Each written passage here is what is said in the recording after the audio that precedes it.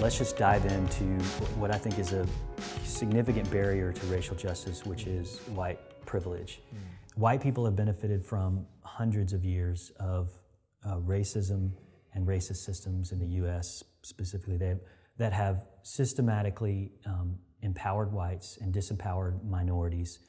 From the 1830 Indian Removal Act that forcibly relocated Native Americans to the benefit of whites, to the 1862 Homestead Act that gave away millions of acres of land for free to the benefit of whites, from Jim Crow laws that benefited whites to immigration laws that benefited whites. Social Security initially was, earmarked, well, we're not going to give that to domestic workers, so literally benefited whites. Post-World War II subsidies for returning soldiers that mostly, almost predominantly, completely benefited whites.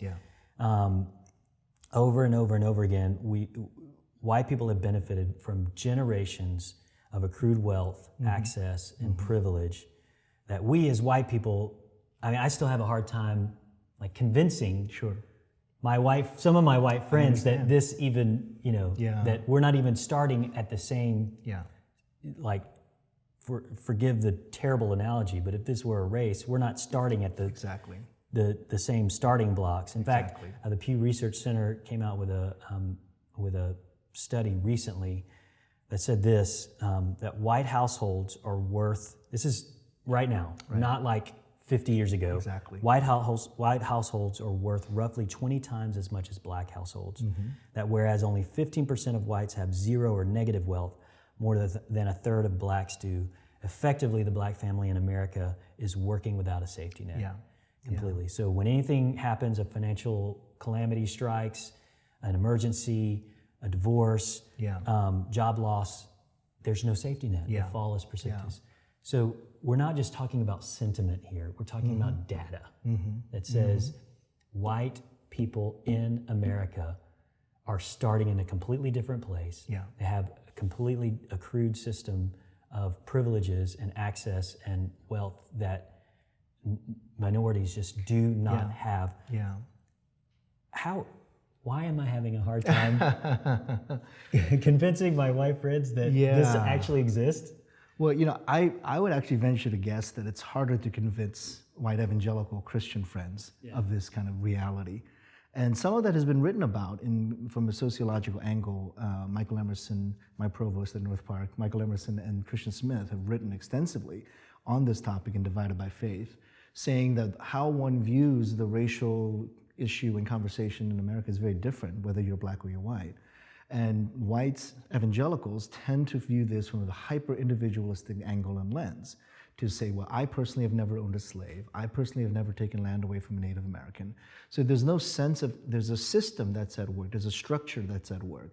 Whereas African-American Christians, they understand much more what it's like to live within a system that's kind of stacked against them. So when words like white privilege, when words like structural sin come up, what Emerson and Smith point out is that white evangelicals don't have the right theological, sociological, intellectual tools to handle that kind of conversation. And so these words have no meaning to them because it's not within the theological, sociological vocabulary of white evangelicals. So I would say that's one of the major problems. In systems thinking, it's called, what are the mental models that we operate out of? The mental models of your typical white evangelical in the United States is so hyper-individualistic, that person is unable to see beyond that individualism. Whereas the African-American who lives in that reality was born into that reality of structural, institutional racism and structural institutional bias, they're going to have a much better handle on what it means to deal with these structural issues. So the way I've struggled with it, and as an Asian American, I have kind of a different angle on this, a different approach to this. Several years ago, I was asked to speak to a group of Harvard Asian American students. And I was talking exactly on this issue, the structural problem of racism in America, that this is a racial injustice problem, not just a racial bias problem or prejudice problem, that there's some systemic structural issues at play here. And as I'm talking about this, I can kind of see in their eyes that they're not catching what I'm saying. They're kind of rejecting this, because let's be blunt. As a white person, you can say, well, I don't personally own a slave. I don't personally have not personally taken land away. But as an Asian, I'm like way beyond that. I'm even more innocent than you are, because our folks showed up here in the 70s, right? So the bulk of Asian immigration occurs in the 1970s. We got here way after all of that went down, right? So slavery, we weren't even around when that happened. Genocide of natives, we weren't even around when that happens. So I can understand how these Asian American Harvard students could respond to me to say, we have nothing to do with this structural sin. We have nothing to do with this structural racism. But then I asked them a question. I asked them, so the land that Harvard University is built on, whose land was it?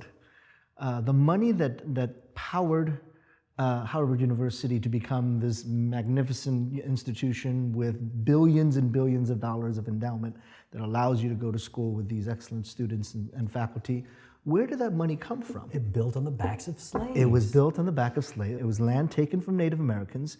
It was built on an economy, and I explained to them, you were benefiting from an economy that originates from free land and free labor, right? So if you are taking and kidnapping labor from Africa and using that as free labor to further your economic engine, and you're taking land away to further your economic engine, then what you've done is you've created a no-fail system. So if you were starting a business and I came to you and I said, I'm going to give you the warehouse for free, I'm going to give you the storefront for free, I'm going to give you all the goods and capital for free, and then I'm going to have friends of mine or relatives of mine work for you for free, you would have to be the worst business person in the world to not succeed at that business, because everything has been handed to you, privilege. You've been given free land, free labor, free capital. And out of that has developed a very healthy, robust economic system. And so, did I personally own a slave? Did I personally take land away from Native American as an individual? No, I did not.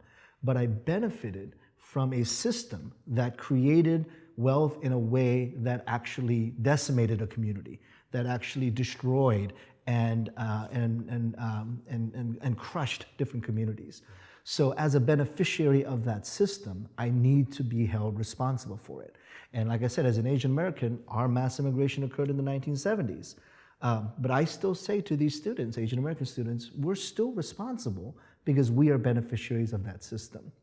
Which is one of the reasons why I actually would love to do away with the phrase white guilt.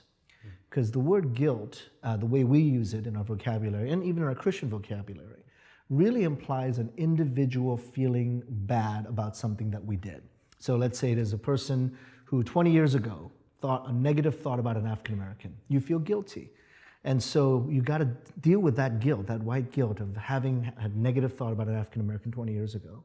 And the way you deal with it is by doing something positive now. You're going to take the King holiday off. You're going to go shopping instead of going to work. Or you're going to do something that honors Dr. King's legacy. Now, what you've done is you've taken an individual action and felt an individual guilt for it and remedied it with an individual action that actually doesn't have anything to do with the original action, but that's the way you resolve guilt. So I prefer the phrase white shame, or actually corporate shame. And shame is much more of a corporate experience. It is, even though I may not have done something personally, I'm part of a system that abused the African American lives in our communities. I'm part of a system that devastated the Native American communities. And because of that, I don't feel the guilt, or I don't have to deal with the guilt of it, but I've got to deal with the shame of it. And that to me is a much deeper spiritual issue than feeling guilty. If someone feels guilty, they'll figure out a way to get rid of that guilt. Do something good at a very individual level to get rid of that individual guilt.